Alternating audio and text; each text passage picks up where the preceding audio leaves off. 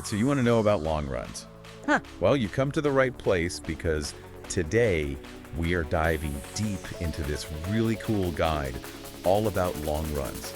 And it's super visual, too. Yeah, like it's almost like having a coach, in your back pocket kind of thing. Yeah, exactly. I mean, almost like you can just pull it out and be like, all right, what do I need to know about this long run I got to do? Yeah. So before we get too far into it, let's back up a little bit.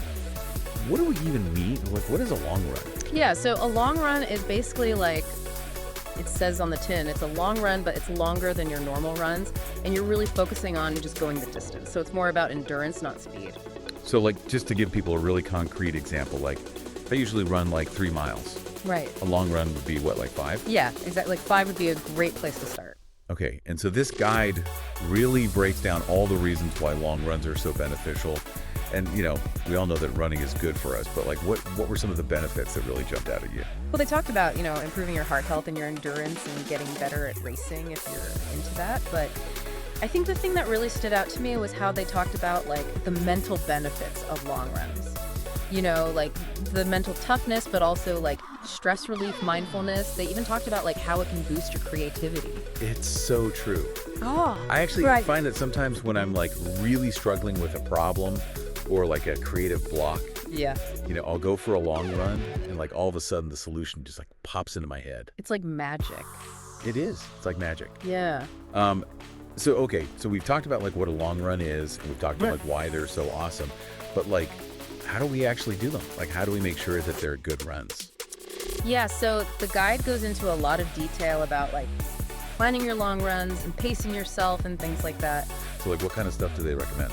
Well, they talk about like choosing a day, picking a day that you're going to do your long run and making it like a regular thing, like a standing appointment with yourself. Ooh, I like that.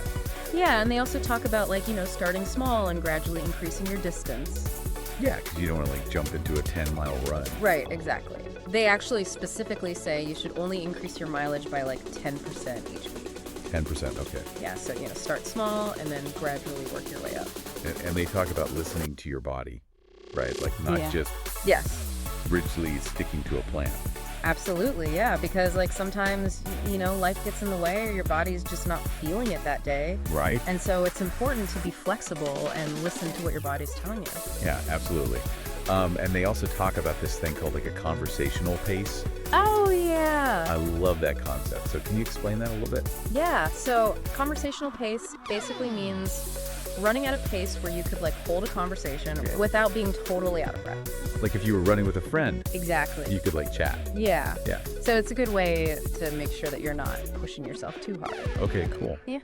And so then another thing that they talk about is fuel and hydration, Yes. which is super important, obviously, especially for those longer runs. So, Yeah. like, what do they say about that?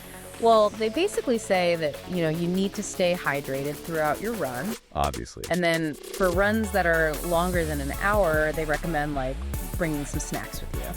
Like what kind of snacks? Like energy gels or chews or maybe like a banana or something. Okay. Something that's going to give you some quick energy. Gotcha. Yeah. And then finally, they talk about warming up and cooling down, which I feel like a lot of runners skip, Yes. but it's so important. So what are their recommendations for that? So they recommend doing some dynamic stretches before you run. Okay. Things like arm circles and leg swings and stuff like that. Gotcha. And then after your run, they recommend doing some more static stretches, holding each stretch for like 30 seconds or so, Yeah. just to kind of like help your muscles recover. Cool. Yeah. So basically, it sounds like the key to a good long run is just being prepared Yes. Definitely being prepared and listening to your body. and not being afraid to try new things. Absolutely. Yeah. Like Yeah. maybe try running a new route or running with a friend Yeah. or listening to a new playlist. I love that. Yeah. Just like keep it fresh and fun. Awesome. Well, this has been super helpful. I feel like I learned a lot about long runs today. Me too. So for all of you listening out there, I challenge you to like think about how you can incorporate long runs into your life in a way that like brings you joy. Yeah. Like maybe it's exploring a new trail, or maybe it's just like enjoying the peace and quiet of your own thoughts. Yeah. And remember, you don't have to be a marathon runner to enjoy a long run. That's so true. Yeah.